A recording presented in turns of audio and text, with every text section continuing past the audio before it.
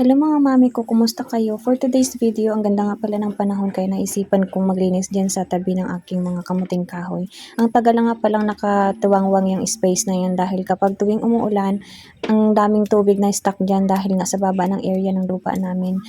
And dahil sa nanghihinayang nga akong itapon ang mga tangkay ng mga kamuting kahoy na pinangbubunot ko nakaraan tuwing nagmimerienda ako, naisipan kong itanim na lang muna dyan. Total naman, buwan nga ng tag-ulan pero hindi naman laging umuulan.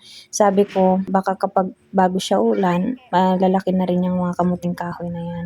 And yan nga, habang medyo maliwanag pa, tinataniman ko na ng kamuting kahoy dahil nga sa laki tayo sa bundok, alam natin ang paraan at pasikot-sikot kung paano magtanim ng kamuting kahoy. At syempre yan din ang kagandahan kapag may tanim tayong kamuting kahoy at iba't iba pang mga pananim din sa ating bakuran. Para kapag naulit pa rin yung nakaraan na isang linggong umuulan, meron tayong makukuha dyan sa ating paligid na pagkain. Kahit hindi tayo lagi nakakalabas, yun ng mga mami ko ang update ng ating bakuran. Bye!